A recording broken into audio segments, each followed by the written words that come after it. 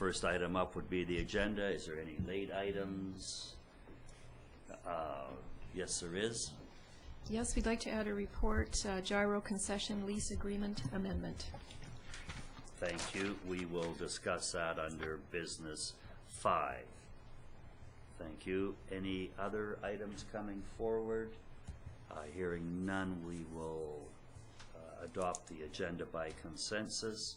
No delegations today. Going into business. D business 1, a report from the Wish property, the ALR exclusion application. Director Cunningham, please. Yes, I have a report here which is going to be presented both at COW this morning and regular in the afternoon. It's a 7th report on the Wish property ALR exclusion application. On May 20th, Council discussed a revised ALR exclusion application for the 21-24 acre Wish property submitted by Kent McPherson as agents for the property owner. Oh, okay, sorry. Kevin Demers of Pembroke Estates. Following Council's directions, staff followed up with the applicant about further increasing the community benefit of the proposal. The positive outcome of our discussion is described below, together with recommendations on proceeding forward with the application. Pembroke Estates' revised application of March 27th featured deletion of the previous proposed commercial strip along Highway number 3, a somewhat smaller RV park which is now limited to the center of the property, addition of a residential subdivision at the south end, inclusion of park models to add taxable property value, and a community benefit in the form of an interior outdoor pool with guaranteed public access. The latter feature drew Council's special attention because the proposed pool size of 170 square meters, or 1,830 square feet, is not significantly larger than existing commercial pools in town. After discussion, Council approved the following resolution.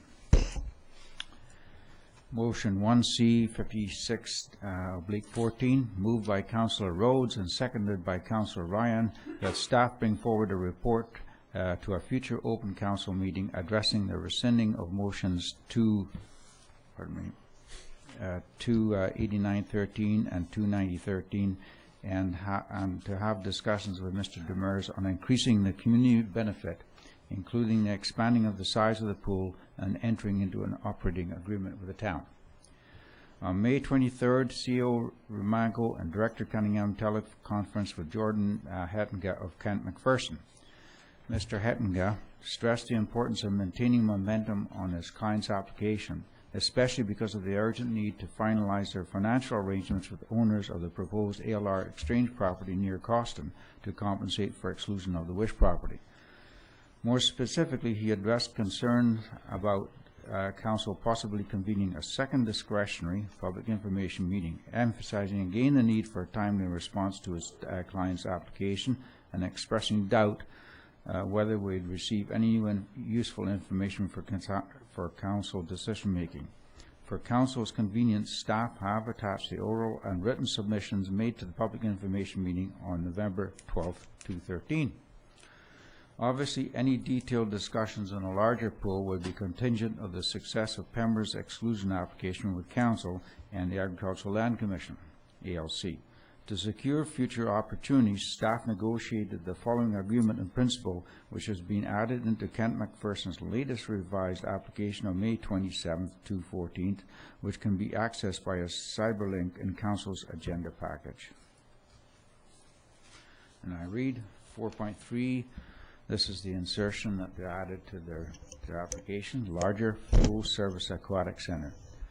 Pembroke Developments and the town of Osoyoos recognize the additional benefits for both parties of including a significantly larger full-service aquatic center to service RV park patrons, other tourists, and the general public. These benefits would include increased revenue generating streams for Pembroke and an increased community benefit for the town to provide a high level of service for local residents, enhance tourist assets, and attract new residents, including employees of the new South Okanagan Penitentiary and their families. Therefore, contingent on Council supporting Pembroke's ALR exclusion application and approval by the Agricultural Land Commission, both parties agree in principle to pursue development of a full-service aquatic center, including consideration of the following matters: size and features of all center components, respective roles and responsibilities for construction, ongoing maintenance costs and operations agreement, and financial incentives, a suitable business model for constructing and managing the center, project approvals through OCP and zoning bylaw amendments, and development and building permitting, and any other matters considered of mutual importance by both parties. Options. Option 1, council recommends to the ELC that the wish property be excluded from the ELR for the urban land uses and facilities shown in Kent McPherson's latest revised application of May 27, 2014, including agreement in principle to pursue development of a larger full-service aquatic center for mutual benefit of the applicant and the town.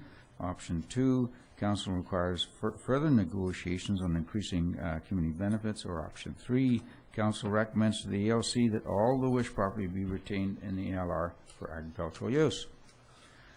Recommendations. Staff recommends option 1, together with the following procedural steps for proceeding with the application of this afternoon's regular meeting.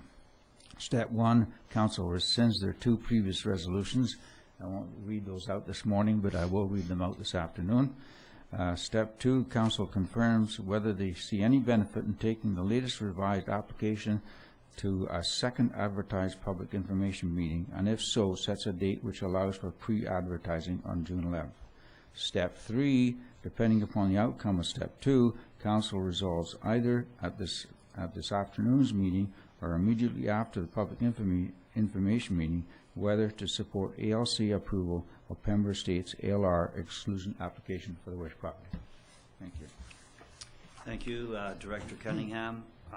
Again, this has got a lot of layers and levels to it, and they just do a bit of a lockstep, one after the other. And I'd just like to, and I'll make this also at the afternoon meeting, before we get too far involved in this, council's role at this time is to forward or not forward a letter of support for the application. Council has no direct input into removal from the agricultural land reserve. That is done by the Agricultural Land Commission. So we're going right back to the beginning steps. Do we send a letter of support, or do we send a letter of non-support to this application? And actually, there is a third option that has never been utilized by the town of Vesuvius, but has been utilized by other local governing bodies, which is to remain silent on the issue. So we can send support, non-support, or remain silent. So having said that, we're going over to council, and I think the interesting part here was whether we're going to, the first part would be whether we would be entertaining public hearings or not, and they were officially held on that November the 12th, and we do have all that forward. Thank you for that, Director Cunningham. Council, please. Councillor Ryan. Thank you, Mr. Mayor.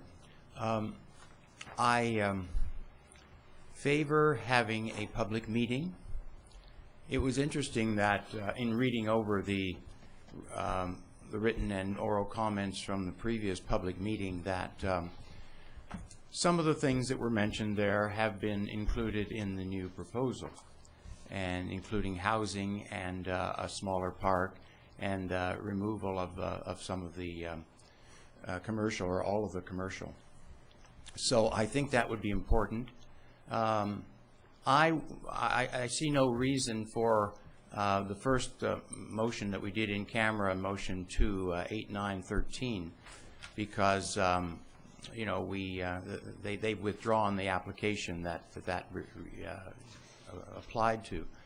On motion 290, I don't see any reason to rescind that, because I would feel the same way about our decision on you know, that is forthcoming, that we should send them the results of the vote.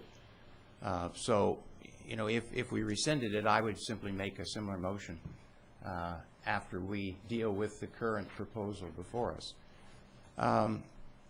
So I do think it is important.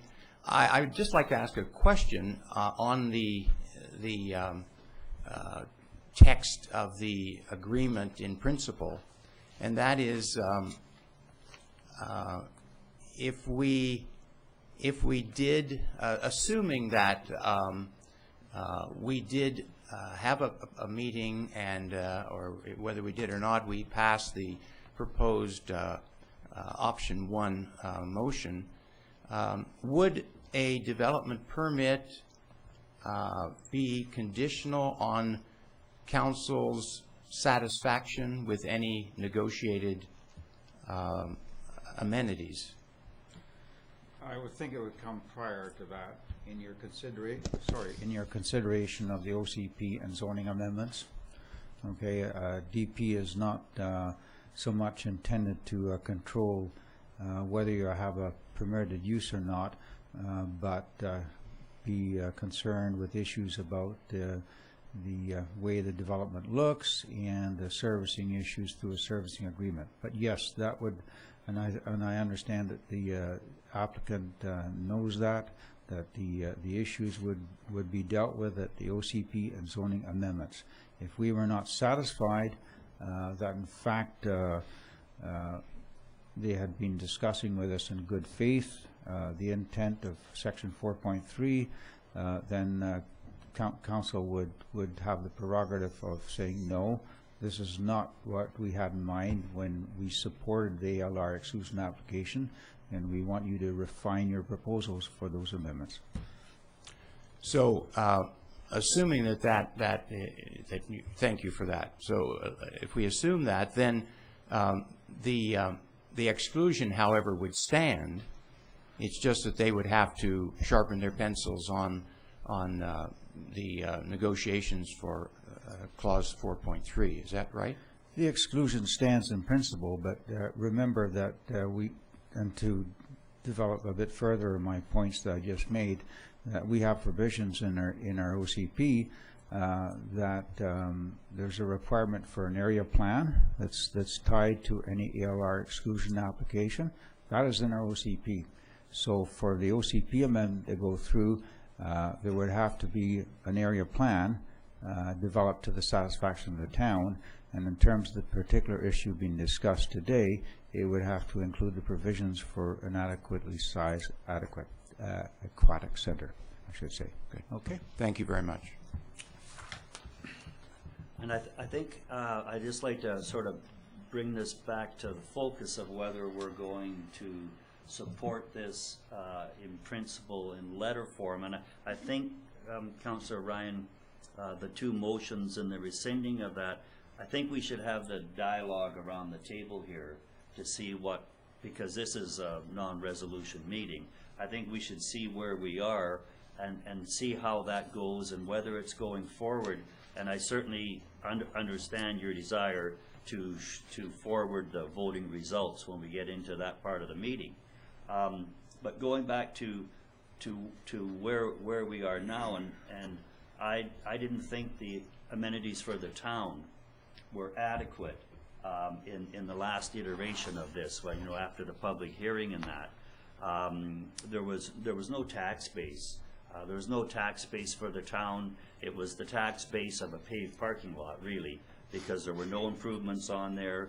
And I know at one point I said to the applicant, well, if we don't have that tax base and we don't have those improvements on there, who is going to pay to run facilities like the Sonora Center, where all the people that are staying in the RV park are going to want to use those facilities? Where does that funding come from? So when they took it away and brought it back again, and I believe some of the discussion was that the so-called park models, they have a different name for them here, but like a park model in the United States that could be property taxed or not property taxed on the way that they're mounted on the foundations. And normally they fall under the Motor Vehicle Act, and there's no taxation base again, and we have some of those in the town of Vesuvius right now, where they actually they live in them year-round, but they don't pay property tax on them. So when they were willing to go into a structural mounting program, whether it's on pony walls and things like that, I'm not a building inspector, but they were going to bring them up so that those assets became taxable by the BC Assessment Authority. So that was a move forward. And then at the south end of the property, and I believe it was, I don't have that acreage, but there was 4 or 5 acres, I believe, Director Cunningham. I think 4. Okay, that was going to go into traditional regular housing, probably retirement housing and things like that, which would have softened the impact on those neighbors on Lakeshore Drive. Because, you know, the neighbors on Lakeshore Drive, and that was where the majority of letters came from the first time in opposition to it. Well, I wouldn't want to be next to an RV park where people were coming in at 11 o'clock at night or something like that, and, you know, with big diesel trucks and fifth wheel trailers and stuff like that snorting around there. So when they were going to move that 4 or 5 acres into traditional housing models, that also was attractive, and those traditional housing models are again going to be a tax base for the town of Vesuvius. And then we get the whole thing with the swimming pool coming forward, the possibility of that in dialogue. And, you know, all we're doing now is sending this letter of support. Council of the Future has full-on control of this. They, just because we support it coming out of the ALR, has really got nothing to do with the development of the property. We're saying okay, and if they don't meet our criteria on that, then that would be a whole different bargaining process with the council of the day. So I think that's sort of where I am at this, and we can throw this out to the table, please. Director Cunningham. I just want to confirm that it is indeed 4 acres, the single-family residential component, and I should add to what you just said with respect to the gains that would be made from property taxation, that we would also gain benefits from DCCs. So those residential housing would be subject to residential DCCs. I think the park models would be as well, and the larger structure building that we've been talking about for the aquatic center would also be subject to institutional DCCs. Okay. Councilor McCord. Thank you. You know, my bottom line is that I want to protect the ALR, so I have to look at it from that point of view. So I'm looking through the whole thing. One of the things that bothers me a little bit is the fact that they've expressed a great urgency to have this finalized because of their financial arrangements, and I'm not sure that that's a good enough reason for us to push it forward, because there are too many things to consider here. I'm a little bit worried too about the pool size, and that the way I read it, there's quite a lot of wiggle room to change and not take part in it. So I really think we need a public hearing on this, and I think there are lots of people in town that would really like to have a look at this and perhaps make a different decision, perhaps make the same decision on how they support it. So I'm not in support of this at this time, but I certainly see that they have made an effort to try and accommodate it. I don't know whether it's enough. That's all I'll say.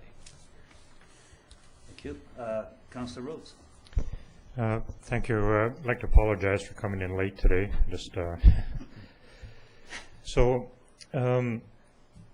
I just love the ALC and the ALR. I think it's the most one of the most beneficial things in our province. It protects that valuable property for the future. I think it works so well, and I really admire, you know, everything that they do, except for one thing, and that's that type of land that's within municipalities that are struggling with not having any property for development. And when that happens, then I have a little bit of conflict with some of their values and principles. And, you know, I think this whole thing fits that criteria. I like it more now than I did before when I supported it.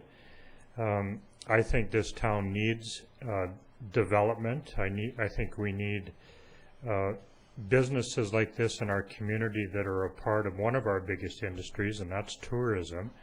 I think it will benefit tourism, and I think it's a value added because some of the amenities that we are going to negotiate in the future. I mean, we're seeing some of them now, but the harsh reality is we get to go through that whole process again and look and try to get more amenities for our community. And, you know, it has nothing to do with anything other than an opportunity that's going to benefit our community. There's value added. They seem like a strong group of people, and I will continue to support this application as it goes along. Thanks, Councillor Rhodes. Anything further? Councillor Plante? And I would like to second that as well. I'm still, I see what they're doing. They are actually trying to come back to us and give us an opportunity to look at different things that they've done. We've put out some of the issues and concerns we had from the first one. They've tried to come back and provide us with something that makes sense, that can benefit the town, its value. What I haven't seen is from the other side. Yes, we can all say that we don't want it in, or we would like to keep it in the ALR, but then what is the future of that land? What is the future? What we're getting right now is guys they're thinking about how we can actually use that land properly and how it can benefit the town. And so that's what I like. There continues to coming back with ideas, thoughts. How can this become a valuable asset to the town? Whereas if we left it right now with the LLR, are they coming to us right now to tell us what the plan is? We have people that are writing us letters saying that this is there is some great land to plant, but who's going to do the replanting? Where is the benefit and what steps are we taking to go in that direction? So I see the Wish property and what they're bringing forward. They're trying to move forward in a valuable way. Again, with assets that can benefit our town. So I like where they're going. At least they're listening to what our concerns are, and that we can move forward with some beneficial amenities for this town. Thank you, Councillor Plante. And I guess further to that, when we look at some of the spaces that have been newly created on Main Street, some of the economics of the town of Vesuvius, the current economics of the town of Vesuvius. I see a town that's been hurting a little bit as far as development goes and as far as our commercial areas go. And when you look at what these people want to do, if they can, and this is going to be there may be a membership component, but you're going to be able to drive in off the street, make a reservation there. And this could be bringing new tourists and new dollars and new visitors to Vesuvius in that differing lifestyle.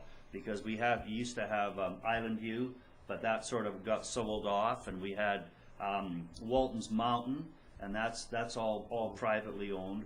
This is and the operator here, this Kevin Demers, he owns about 4 of these, maybe 5.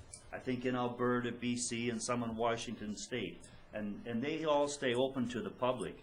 So if we have the opportunity, that this business would come along and open up, again, my numbers aren't right there, but 120 RV units, and when I look at that to one of the biggest employers in town, which would be the Vesuvius Golf Course, if those people golfed and they brought in a couple thousand rounds of golf at $50 a person, that's a huge intake to the golf course and what that provides to the town, including the jobs that are there. Again, it's the biggest employer in town is the Vesuvius Golf Course, 2 18 holes. So when we look at what this could do to the town, I think I would like to move this at least to the next step. And again, it's the decision on whether it comes in or out is in the hands of the professional body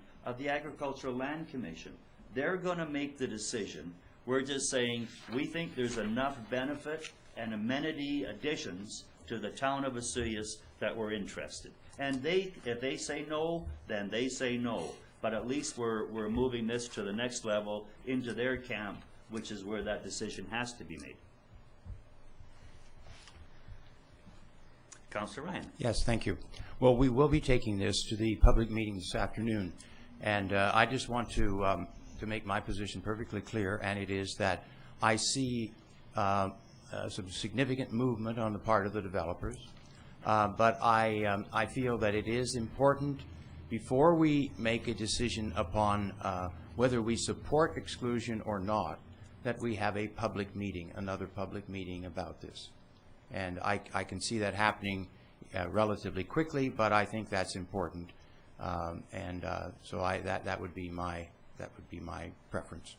Okay, and we will have that debate this afternoon. And I guess just on closing this out, it was just over 6 months that we had the last one. I would think that anytime we have public hearings or public meetings, they should be able to stand the test of a year. I would think that a meeting should be good for a year. Otherwise, we could be revisiting many items that come up. If they didn't have a shelf life of more than 6 months, then we could be revisiting quite a few items. So there's just a danger there, and I think that's a valid discussion, Councillor Ryan. Yeah, I just wanted to clarify a point, and I'm not sure that I understood you correctly, Councillor Ryan, but I thought that you said that it wasn't necessary to rescind the 2 previous resolutions. From my point of view, those resolutions were passed with respect to a previous application, in essence, and if you're going to go ahead and consider a new one, and whatever the outcome of that reconsideration may be, I think it's only reasonable that these 2 resolutions need to be taken off the table. Okay, I'm afraid you misheard. Yeah, okay. I said the first one relates to something earlier, and it's totally changed, and therefore it should be rescinded. The other one, I said if we rescind it, I will simply make a similar resolution after dealing with it, because it doesn't say, the proposal of such and such a date or whatever. It just says that we convey the voting results on the Wish property ALR exclusion application. It doesn't give a date or refer to any specific one to the ALC. So if I lose in saying let's not rescind it, I'll simply make another similar resolution. No, I understand Yeah. totally, but it just seems to me that was old business, and although you have the privilege and rights Well, to since repeat the same thing, it is about a new application. Yeah, well, since there is no reference, I thought it was, but I certainly 289 certainly relates to a previous application. Okay. So we'll visit with that this afternoon. Councillor Rhodes. So I just wanted to ask one thing for clarity this afternoon.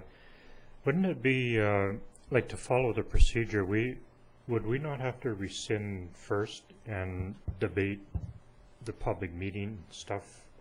Because if that all fails, then everything else is kind of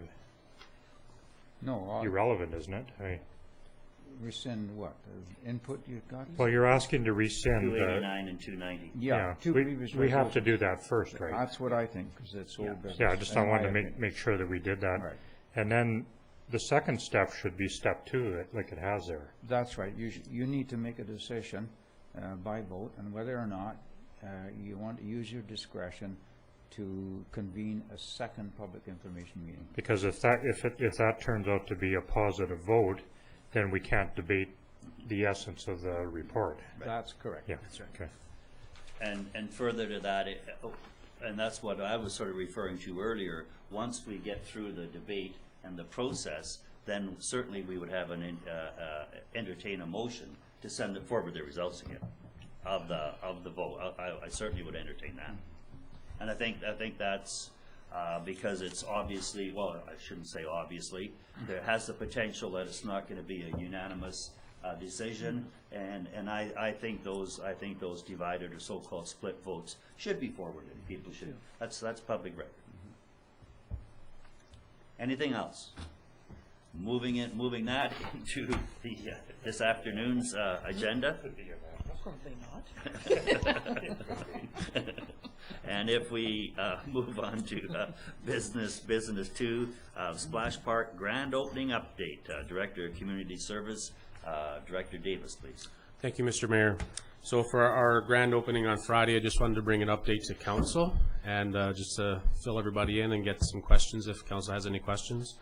Last year, the Splash Park opened at the beginning of August, and since then, since this soft opening, we have been working on a number of other tasks. The washrooms have been fully renovated. The former Lions Club building has been painted to match the colors of the park.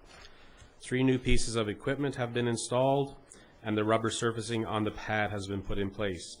We received 2 different grants to cover the entire cost, the Tire Stewardship Program and the grant from Cal Tire, celebrating their 60th anniversary.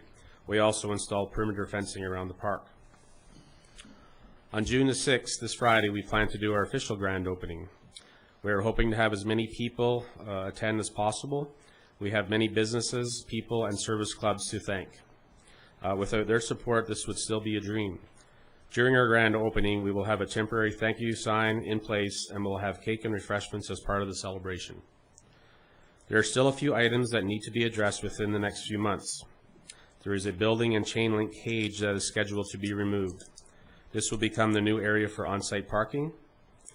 We will also have a sidewalk from this parking area connecting the washrooms and the park for wheelchair accessibility. We also have to install plaques in recognition of major sponsors and erect some form of shade for the patrons of the park. The shade obviously is something that's been coming forward quite often as a request.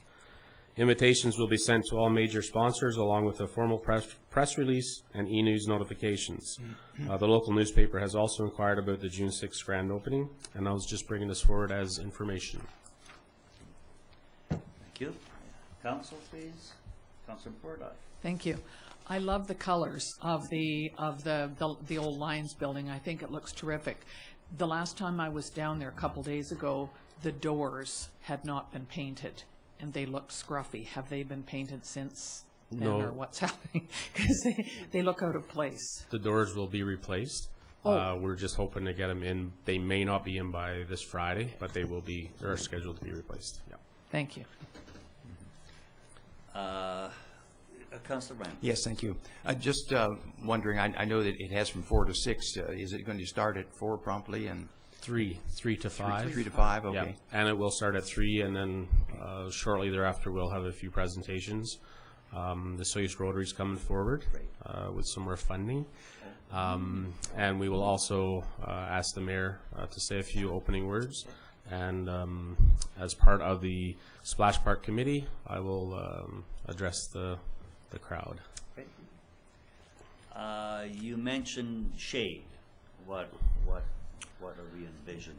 Too far down the road for? I think we need to put something in place, and this is something that I will discuss with our committee, either shade trees or something that we have at Kinsman Park, an actual picnic shaded area. Depending on what we have remaining in our budget for this year, maybe even a gazebo or 2, something to that effect. We have looked at other options.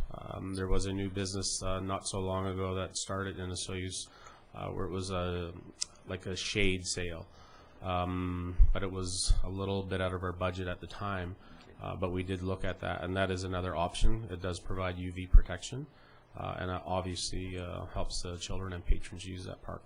Okay, great. Councilor Pond. Yeah, just to follow up on that as well, I think the location really was picked because of the sun. I don't know if anybody's been to a splash park where there is no sun, but we've been at one where it's just been completely shaded if you don't have the sun. So I think we went at it the right way, where we found the spot where we get a lot of sun so that we can enjoy that. But yes, moving forward, we want to make sure that our parents and all the little ones are comfortable when they do take a break for that little picnic. But I've been to a couple splash parks where they've actually been in shade all day, and that's always that's a little bit tougher to deal with. So moving forward, I look forward to us continuously working on the park, that park especially, to make it fun for everyone. And they've just done a great job. I pass by it almost daily, and there's people using it now, and the area is starting to really look good and being used. So it's very neat to see, and this celebration will be fantastic, and I hope everybody gets a chance to come out. Thanks, Councillor Plant. And I guess when you're talking about splash parks in the shade, that's when the little kiddies are standing there purple and they're shaking, shivering. Anything further on that? Okay, thank you. Business 3. Licensing and control of dogs bylaw, dogs on leashes. I think one of the ongoing prominent issues in all local governments seems to be dogs. If you pick up a newspaper, you go online, you're on TV, dogs and the control of and off leash, on leash, picking up after seems to be taken a large amount of time in all our communities, and I guess this is our kick at it. So Ms. Van Vienen, please. Or Councillor Ryan, were you going to lead the? I think I defer to I'll certainly have much to say, but I'd like to hear the presentation first. Okay, I don't really have a presentation except that we did receive a substantial complaint from a citizen in town with regards to various dog issues. And one was at I think it was Lions Park, that she had a particular concern on. And just to read it out for everybody what the bylaw says, at the presence of dogs in parks on the following conditions, except for June, July, and August, dogs shall be allowed in Gyro Park either on leashes or under the care and control of their owners, so that's Gyro. For all other parks, and this would include Lions, during the months of June, July, and August, all dogs shall be on leashes. And for all other parks during the remainder of the year, September to May, all dogs shall be either on leashes or under the care and control of their owners. So that's the current bylaw. Okay. So we're dogs on leash everywhere for June, July, and August. Yeah. Except for June, July, and August, not in Gyro. Not in Gyro. Not in Gyro. There's just no dogs in Gyro. Yeah, that's right. That's right. So again, that's the people component there. And then at other popular parks like the kiddie parks, Lions, we have they're on leash for June, July, and August. Right. And a part of the reason why they're not on, just a bit of a refresher. Part of the reason they're not on in the rest of the year is we get to use dogs off leash as part of our goose control, and that has helped us gain some of the privileges that we have in the town of Vesuvius by having dogs off leash as one of the tools we use for goose control and the rest of some of those months. So council input on it. Oh, and when we look at, it's hard to get the right mix. It was only Councillor Rhodes last year, Director Davis, we put that swim area in at the north end of the museum. And it was fenced because we had a concern that running dogs could bowl over both people on the walkway and some of the residents of White Sands and that. So we put up a bit of a fence allowing some freedom of movement, but stopping dogs coming out of the water and just running and barreling people over and that. And it wasn't 2 months later, we had to take the fence down and move it. So you're always trying to appease that current issue out there, and it's very difficult to do that and find the balance of what people, the dog people want and the dog people that want to swim their dogs and the people that don't want dogs. Director Van Dienen, please. Just on that, with the swimming, in our parks bylaw, they are not allowed to swim in the parks except for the designated swim areas for dogs where council has designated the dog park area. So in the parks bylaw, it's different. They are not allowed to be swimming in those areas. Okay, so at Lions Beach where we have the kiddie play equipment, no swimming. No swimming. Okay, Just at the north end. Right. There's a designated area. okay. And The side. north end of the museum where we did have the fence and now don't have the fence, that is still a designated swimming area. That's right. And anywhere else, they're not allowed to be swimming in the water. Okay, what? Care and control of a dog means it has to be right next to the owner at all times, and that owner has to be able to grab that dog or be holding on to it at some level. They can't be just running around freely. That's not under the care and control of the owner anymore. Okay, thank you. Councilor McCordock. Thank you. I've spent a fair amount of time down at Gyro on various activities, and I have to say it is confusing for people who are out walking their dogs. It's the one area in June, July, and August that dogs are not allowed in the park, and even though there are signs up there, people don't always make the connection. And I think that bylaw officers and various other people, like people from Market on Main, end up, telling people or asking people nicely to remove their dogs, and that often is a confusing and some potentially volatile issue. So it's unfortunate that that's the only one where they're not supposed to be, because they take it as a personal affront that, that they're out walking their dogs and they can't be there. It just needs, I understand why, and I think it's great, but it does cause some confusion. Thank you. Councilor Ryan. Thank you. We have another incident that occurred since this report was done, and I don't know if everyone knows about it, but it happened in town on a street corner in the downtown area. So it wasn't in the park, but just make a number of comments and questions. In terms of no dogs in Gyro Park, our signs on the walkway say that dogs on leash on the walkway in June, July, August. So while they're not technically on the grass, they are in, I would consider that in the park. The dog swim area, I have to have, as you well know, a vantage point on the green space behind the kind of the no man's land, I guess, between Gyro Park and the marina. Of course, we now have extremely high water, so there's not much beach for that swim area, and the area behind the museum is really, unless you want to go out in the lake, it's right up to the trees and right up to the escarpment there. There are many dogs. There were many dogs yesterday off leash.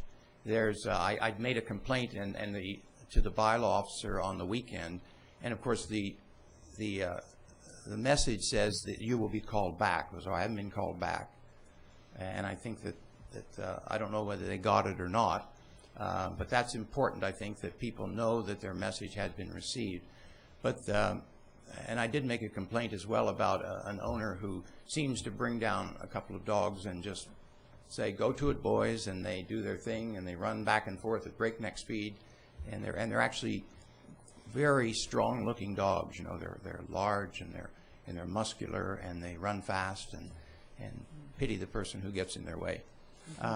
So nothing, I don't know whether anything has come of that.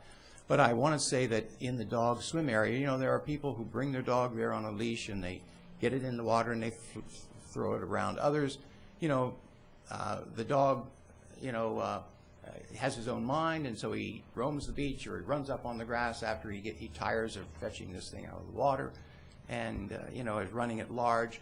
And I think I've seen maybe two people in in a number of years who actually can control their dogs without a leash. I mean, it's a bit of a fiction to say under the care and control because, you know, come here, Fido, and Fido runs the other way. So I think, you know, starting point, since I saw the first letter and it was kind of addressed to Councillor McCourthoff, and I got it, so. But I did answer it, and it seemed to me that maybe we need to move earlier in the season the on-leash requirement, maybe by, I mean, you know, the Victoria Day weekend, people start getting in there. Maybe we move it, you know, to the middle of May or something like that. If I may, if it's not to chase geese anymore, perhaps council wants to make it always on leash unless other permission is granted to somebody to have their dog chasing after the geese. I mean, we do that for hunting regulations and shooting off their guns. Is that something council wants to consider instead, so that they actually have to have a permit from us to have their dog out there to make sure the geese aren't on the beaches, and then the rest have to be leashed? I mean, that's another option. I do understand the concern that this lady had. They were trying to picnic. She had children that were afraid of the dog and allergic to the dogs. And, you know, if you've got to be in control of your dog, you can't have them doing that at a public park. I can understand that. But I do understand some people wanting to exercise their dogs as well. They can't run with them. But with that, now that we have the dog park, I mean, that's another option for them as well. So that's one consideration. As for the one downtown, that was being dealt with, and I think that's why the bylaw officer was busy yesterday. She was dealing with that particular concern, and they have to be on leash when they're downtown. There is no, yeah, and they will be dealt with accordingly under our bylaws for that. Thanks, Director. And I can certainly see moving this on leash a lot more forward. Maybe in that real goose season, you know, which is that February, March, and things like that. There might be a window in there, but I think we could move it forward a couple of months, or, you know, we could initiate a report on what that looks like. Councillor Rhodes. Thank you. So dogs. So I want to say a couple of things about it. I'm really, really proud of this council and the staff and administration that have worked so hard to provide high-quality areas for our dogs to participate in interacting with other dogs. Our dog park is great. Let's not forget that we got lots of planning and stuff that's going to happen in there that's going to make it better. We've recognized a need for interaction with dogs in the water. We set aside, you know, really good areas for them, and we work pretty darn hard. And I'm pretty proud of the fact that we've done that. Prior to that, we really didn't have much of anything. Now, I recognize I too got that email, and the other one that Councillor Ryan made reference to, and you know, they're compelling arguments and laid out really well, and I have a lot of respect for people that sit down and they put their ideas and opinions in writing, and they let us know about it, because we would never know otherwise. You know, it's a great and wonderful thing. However, I want to just go back a little ways, about a year and a half ago, when we had a fairly strong delegation of neighbors that came in and complained about dogs barking. It was to me, it was my low point on council, that particular discussion, because I made a decision in the public without listening to both sides of the story. And as it turned out, there was compelling reason for it not to be the way it was. You know, it embarrassed me. There were friends of mine, and it was stuff like that, and I felt terrible about it. I still feel terrible about it. Anyway, so much for the whining about that. You know, we need to hear, or at least provide the opportunity for the other sides of these stories, you know, because, you know, they're great. I mean, and terrible things could and may have happened.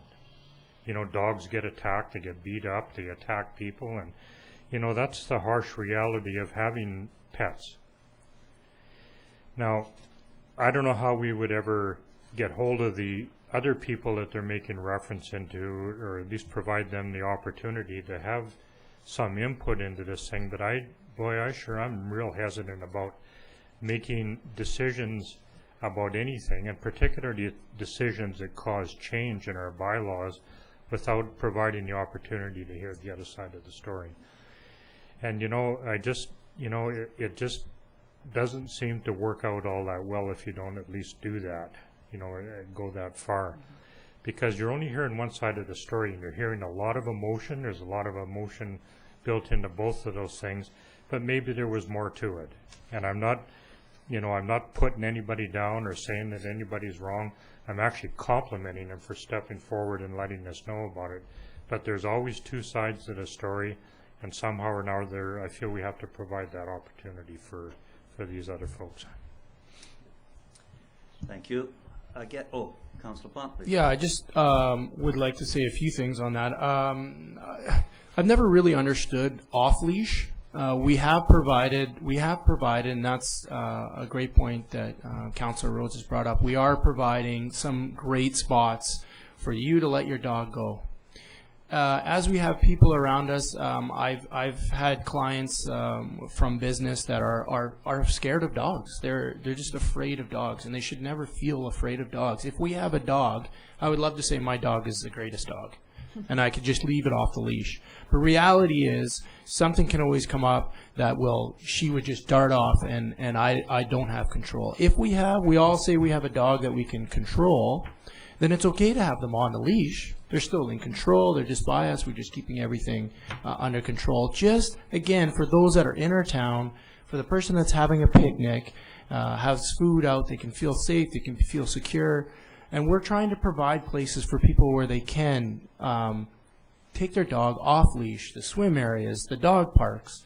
You know, as far as Gyro Beach, we have a lot of families that just love to go down there for a picnic. And to feel fear that, you know, a dog that's off leash, doesn't matter whose dog it is or how well behaved, they still have that fear, just not seeing the leash between owner and dog. And so it's just, we have to, especially as we're getting into our tourist season, really understand that. And I would have to say that, in my personal opinion, the whole downtown, there should not be a dog off leash at any time. There's just this, it's just reality. We all think we have great dogs that can just walk right beside us and well behaved, but in that case, having a leash on them shouldn't change that. And it would just create that comfort for those that are scared of dogs. And so again, I'd just like to say the same thing. I think we've done a great job providing areas where we can have dogs off leash, and we can state that. And again, I also believe that there are two sides to every story, and we can listen to those, but I've always questioned what off-leash, having an off-leash area, time frame, all those types of things, where we should just make that whole downtown, it's leash, you have to have the leash. Great comments. Just in closing this out, it was quite interesting.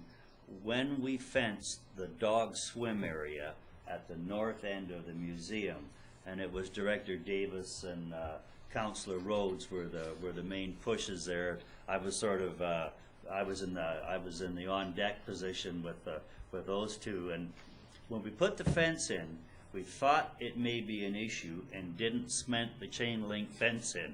We just drove them into the ground just in case. Well, that just in case probably didn't take any longer than about 6 weeks, and we were taking that fence out of the ground again. So I'm just mentioning that as this evolving issue changes. I think what we heard here this morning, I think council would like a review on this, and I can see us moving to, because it's such a confined area, I could see council moving to a dog on leash at all time. I'd like to see how that affects the geese thing, because again, we have some privileges from Canadian Wildlife Service and other environmental agencies, and one part of our tool was dogs off leash in that mating season for geese, and that if we could get that report back on what this would and could look like, and then hearing what I heard at the table, for sure we would be going to a bit of a public information meeting on that, so we can get that input from people that are concerned. And backing up what Councillor Rhodes said, I think we're doing a good job of getting it right also, and I think staff is, and bylaw is. It's, you know, it's such a small area when you look at the piece of beachfront from the bridge to Lacey Point is basically our main concern. Throw in Kinsman Park and the dog park. So we do have a lot of animals in a quite a confined downtown residential area. Councillor Ryan. Yes, thank you. I would say from January of this year to the present, there has been a remarkable absence of geese.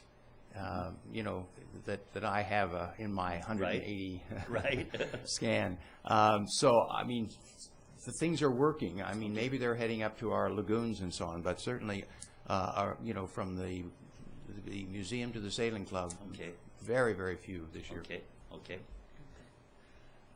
Director Babiana. So just so the public is clear, right now it is June, so all dogs must be on leashes everywhere except for the dog park, okay? So for June, July, and August. So right now, there is no off-leash areas in town, and there are no dogs allowed in Gyro right now except for some exceptions that council will be considering, so. Right. Okay, and we'll, we're not gonna make any changes for this year, but we will entertain that report. CAO Romanco. Yes, I was just seeking some clarity on timing, and that was just clarified that we're not looking at this operating year. We'll be bringing this forward for council's consideration into the next year. Yeah. Because there's a whole bunch of issues relative to signage and things like that we'd have to deal with right away. Yeah. Okay.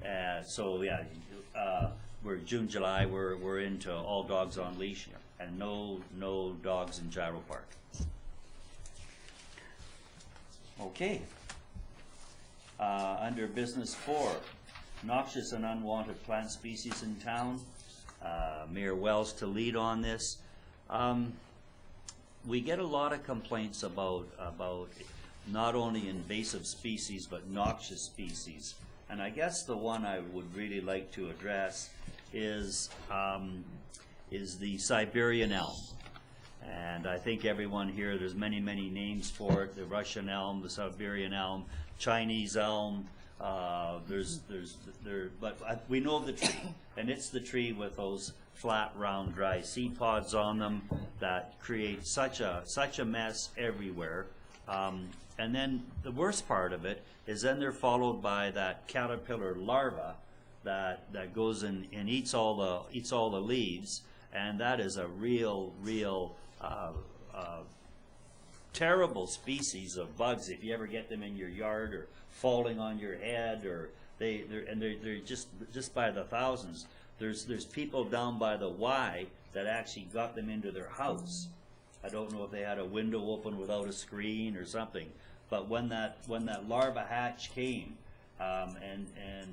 these people just invaded the house. I guess it was just absolutely terrible. But those seed pods, those trees, I would like to see the town start developing a noxious weed bylaw, and it would include Siberian elms. It would certainly include puncture vine, and I'm sure there's many other species that we would like on that. I don't know that it would be a law where we would have a Siberian elm inspector running around, but we would make it known that that's not a desirable species. Town would try to get that species off of our property and plant proper shade trees and make a move in that direction, because right now people think there is a law. I've had about 4 calls this year when that Siberian elm tree is at its worst, and people say, well, you've got a bylaw, you've got a, and I don't know where it came from. I think it's urban myth where this bylaw or this supposed bylaw came from, because we don't have anything defining species on the books. Now I can see I'm going to get corrected by Director Van Vienen. Please. Okay, well, it's not specific to those types of trees, but what our bylaw says, I'm just going to get you the wording here, was under our unsightly properties. I'll just read you the section here in a second. No person shall, I pretty much know it, no person shall have any noxious or unwholesome matter. So noxious weed under our bylaw is defined as any weed designated by regulation to be a noxious weed pursuant to the Weed Control Act. So I actually just printed that off, and neither of those, the Russian whatever elm, Siberian elm, none of those are listed under the Weed Control Act. So based on that, those are the ones that we can enforce under our Good Neighbor bylaw, under the unsightly property or noxious weeds, but anything else is not listed. Anything that's not listed in the Weed Control Act. They would probably be the invasive species. They would be Dalmatian toadflax, Puncture vine. knapweed, puncture vine, and we get all those. But I want to see something go further. I would like to see, at least let's talk about it.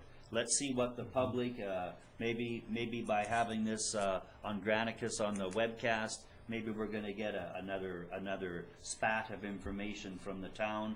I know we have people on Brayburn. They have a ton of Siberian elm there that are on no man's land and property, and I think I would like us to explore this. If we can't do it, if it's too much of a schmozzle, that's fine. But I think we should take a run at it, and let's plant some proper shade trees in this town. This is a pretty unique town, and I think we should have good shade trees. If you go to the golf course and see some of those Siberian elms up there, it's horrendous. The seed pod there, it's just everything's just covered in a foot of this seed pod snow. Councillor Rhodes. Thank you, Mayor Wells, for bringing this up. I don't really have much to say because I know Councillor Ryan wants to talk about it. The only thing that I would like to comment on was I know we have to have the bylaws in place and designate these kind of things. I get that. I'm just wondering if we could not be more effective looking at it from a public information point of view and try to rally people that and help them to understand how invasive this one species really is in our community, and make it kind of a public information thing. And if we go at it from, if you got one, it's going to cause you grief because we have bylaws or you're going to get fined. So often people will go, well, you're not going to tell me what to do, I won't take it down. And you know how that kind of cascades into that kind of a conflict. Public education is a very effective tool, and I think that this really fits that criteria. If we could say, if you got one in your backyard, get rid of the darn thing because of, and list the reasons, and start at it from that point of view, because if you start telling people that there's a law in place, it's going to be like jaywalking. You're still going to jaywalk, I don't know. But I think public education is a pretty effective tool in a case like this. Great comments. I certainly wasn't suggesting, bylaw enforcement, but you know what? I've already done my job. We're having dialogue at this table. CAO Romanco, Councillor Ryan, please. Yeah, I think certainly we can come up and take a look at the bylaw, and again, it's probably a leadership thing. We take a look at our public lands first. I think there was an inventory, and unfortunately in some of our public lands that's the only trees we have, and so if we were to deal with them, it takes so long for trees to grow back. So, but we'd start with the public lands and go from there, and again, that's a budget item because obviously you have to be able to deal with those chipping and stuff like that appropriately. So we'll see what we can do in that end. Okay. Councillor Ryan? Yes, thank you very much. Well, I know we've talked about this a number of times, and about having tree bylaws or recommended species and so on. So I certainly agree with you that, and of course, the naturalists would agree that as beautiful as they are, the Russian olive is also another invasive species. I think that I think Councillor Rhodes is correct that it is important to try to encourage people to to identify these and then, remove them and replant with something else. But I think, from our point of view, what we can do is not only starting with our public lands, but we have, the ability for developers to tell them, what the landscaping should look like and what kind of plants and so on they should use. And if we both have recommended as well as those that are not permissible, that would be another way to gradually, introduce different species that are more desirable and keep out the ones that aren't. And of course, we might even want to partner with people who, by giving them some incentive to plant certain trees.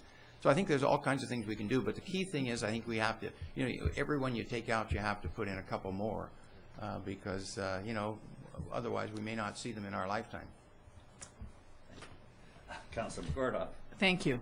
It seems to me that when we looked at the Y-lands last year that we had an arborist come in, and I have a feeling that the arborist made some suggestions as to the types of trees that were appropriate. Maybe we need to have a look at that.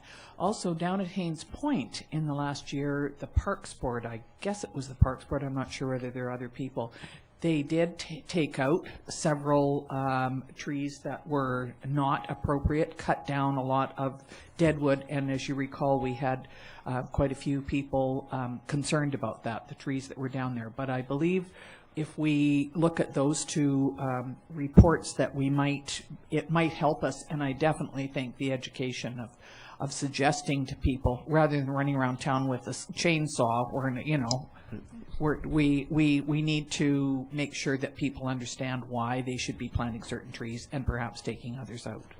Yeah, I don't think we would run around with bylaw with existing trees. I think it's a go forward position. And in terms of the wildlands, we did get recommendations for replanting. Again, that's a work in progress. But the elm trees, and they came back again in this spring and dealt with the elm trees in terms of chemical treatment. Sure. No, it's I just wanted to have the dialogue that we're having here. It's time that we did something about it. And following up Councillor McCordock at Haynes Point, they even managed to get those elm trees down, although they were in riparian areas.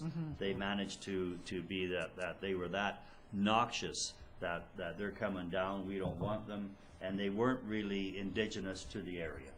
So I think that's all important too, is what is a local tree as opposed to a transient tree. Transient. Here's a new option. That didn't work out quite right. Ms. Louis? I just thought I'd share with you, we went through this with trees on our property, and the provincial We better get a mic on for you here. The provincial government has a list of noxious trees, and if it's one of those trees, such in the Y property, it can be removed. Ours was also in the riparian area, so it took us about 6 months, but we did get approval, and a certified arborist, Thor Clausen, I think with Cotters, he knows all about that. He's been doing it for 30 years. So there already is a list of noxious trees in the area. So, a bylaw might not be necessary. Okay, great. Thanks for that input. Same at mine. Anything further, Council? Okay. So we will develop something out here on a softer approach and see if we can look after these elm trees. So business 5, the addition to the agenda, the Gyro Park concession. Since we did this last year was our first year, and we went to public tender, and the concession was awarded, and now we have differing opinions and issues as we have special events in the park. That was a consideration when we had the concession, but it seems to have some hitches and glitches and hiccups. So, Ms. Van Vienen, please, if you can walk us through this. Thank you. I do have a report here that was a late report. It's to go to this meeting and to the regular open meeting, so I don't know if you want me to actually read my report in its entirety here or this afternoon, whichever is your pleasure. Probably this afternoon when Okay. we're on Channel 18 and Sure. and Granicus, but I can give us you- the highlights. I can do that. Thank you. So basically, Mr. Sanaya of Border Town Enterprises has had a lease with the town since last year. He pays $500 a month for that lease, so a total of $6,000 for the year. And last year, he was still getting set up and getting permits and whatnot in order by the time the first large event was down at the park. So he wasn't quite ready for the first large event, but he was for other events that happened later on in the year. So he does have some concerns with what types of vendors are coming in for these large events. He doesn't want anybody who's got competing menus with him, so he supplied us with his menu and asked that any vendors that come in for special events are not selling the same types of foods. There was some discussion about beverages, and he agreed that, you know, anybody who wanted to sell soda pop or water, he would be all right with.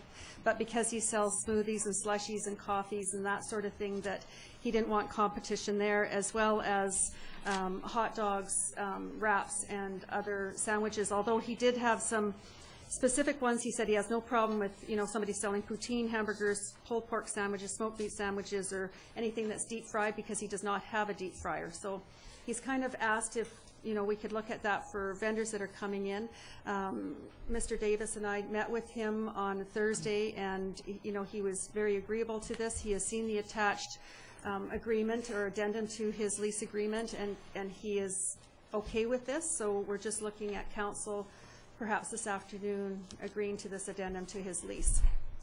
Okay, just when I saw what he was willing to have on site, I thought he was being very generous, and I was surprised. I didn't realize it was a 12-month lease. Mm-hmm. So it's the full year lease. It's That's the correct. $6,000. That's That's a substantial amount, I think. You know, for the slow months, that's for sure. So I certainly understand his position. Councilor Director Davis, please. I also just wanted to add that part of his operation is promoting healthy eating. Okay. And that's probably one of the reasons why he didn't have an issue with the deep frying and stuff like that. Okay. But it is, like, his menu does reflect that. We also have an opportunity to get some grant funding through BCRPA for healthy living initiatives, which we had a really brief discussion with to help promote that. So it is, you know, looking out for the well-being of our patrons in the park for sure. Okay, great. Councilman Corda. Yes, thank you. I've been quite involved in several things down at Gyro Beach over the years, so I certainly can support this, because I think that Mr. Sinai does need to have the security of knowing that what he is selling is not duplicated in other events.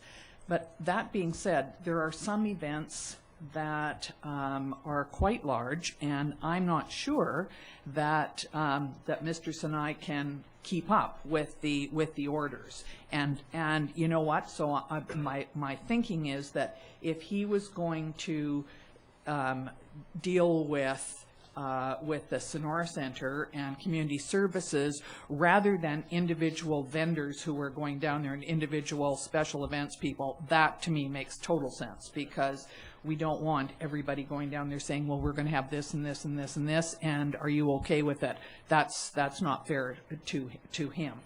I would like to suggest that anybody who does have a special event down there, they are required to fill in a special events form with the town, and the town does not provide, they have to fill in certain criteria before the town gives them a letter stating that, yes, you may hold this event down there. So it would be my suggestion that there is something triggered on there on the special event form that anybody who is going down to Gyro, and I'm not sure whether it happens at other places, but definitely at Gyro, that right now the special events form says, are you having food vendors down there, and you tick it, And then they say, do you have the people that are coming in to sell food, have they got food safe? Do they have interior health okay? And do they have insurance? And those are the three things that right now they have to have. But obviously we need to add to that, and the people that are going to go down there need to run it by community services. This is what I'm selling, and so that adds another layer to it. I'd also like to add onto the special events form, and I know that I mentioned it to Mr. Davis, that there are no dumpsters down at the beach, and so not that I think that the town has to provide them, but that people doing the special events form need to know that that's their responsibility, and I don't think it says that on the form. So I phoned Lynn Motkowski the other day because she is she's the Cherry Fiesta chairperson and is looking at doing the vendors down at the beach. And I said to her, who do you have down there? She had already been to see Mr. Sinai, and of course, and he wasn't there, but she got a copy of the menu. She has 4 things booked for July the 1st. One of them being Dave, who's the smoothie guy, and he's been there forever. Now, he's already filled in the form and sent it to her, so my suggestion is that if after our meeting today that changes, that festivals needs to be told right away what the rules are. There is a lemonade person, a lady or a gentleman who has a truck and he makes specialized lemonades. I don't know how that would fit in with what's down at Gyro Beach. There is a Greek food, a fellow who's come every year or for many years for July the 1st, and there's Beach Bum, and they would bring their trailer with Montreal smoked beef sandwiches. So those are the 4 that are booked for July the 1st, and so we need to make a decision how it's going to proceed, and either then tell those people, sorry, that isn't going to work, or, there's another guy that does French fries, and I'm assuming that would work because Mr. Sinai doesn't have it. So I'm just a little bit concerned about this. And while I absolutely think that it needs to go through community services and the people who are putting on the event do not need to go down and all be asking him what they can do and what they can't do. That's not fair. But I just think that there's a couple of other issues that need to be addressed too. Right, and that is in the addendum that they have to deal specifically with community services in the vendors and the food area. At both Mr. Sinai and any vendors have to go through Mr. Davis. Yeah. And I think that was the main thrust of where the confusion was. Nobody had the right marching orders, so that should smooth a lot of it out. Director Plum, please.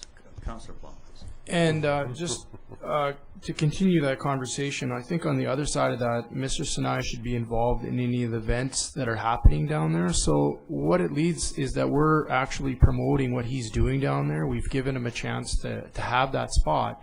So if we do have events down at Gyro Beach, let's let Mr. Sinai know. He can then staff for the issues that you're concerned about, whether he can put in, if he's going to have, and that's what restaurants do. If they know a big event's coming, they'll get themselves a staffing, they'll get everything set up. So obviously Canada Day, I'm sure he's preparing for, but such events as, Cactus Jalopies or different ones that he may not have, he would need to be, there's got to be a way that through those events, we can let Mr. Sinai know, be prepared. We have a big event that's happening down there.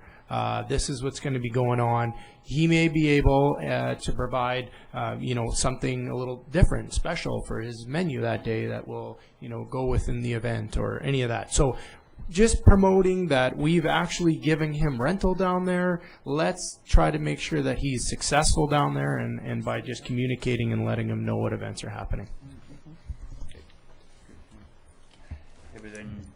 Everybody fine? Yeah, so I guess what I'm hearing is that we'll change our special event permits to reflect a lot of these recommendations. Probably easiest for us just that we must approve the menu before any vendors are approved. So we'll be able to... Not us. No, No. community service. Gerald. No, not you. Yeah. Not the royal we. The other Not the we. the little we, not the royal we. But we'll be looking at their menus. Okay. Yeah. Director, Whatever. Sue, one other thing, I think we need to deal with this very quickly because Cactus Jalopies is on this weekend, and I know that my neighbor happens to be helping with that, and he said to me yesterday, what is going on? And so, I think that we need to get on this very quickly, and so that's the first one. Then, of course, there's Desert Live and July 1st, so those two are a little bit off, but Cactus Jalopies is really important that we get that done now.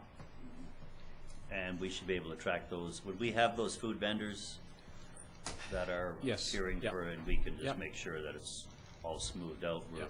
We're getting down that road this far now, so it'd be nice if we can get through this one and get these policies ironed out and smoothed out. Okay? Anything further? Okay, thanks a lot.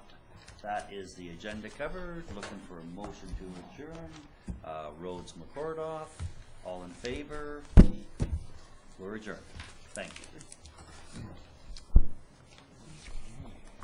See everybody Friday.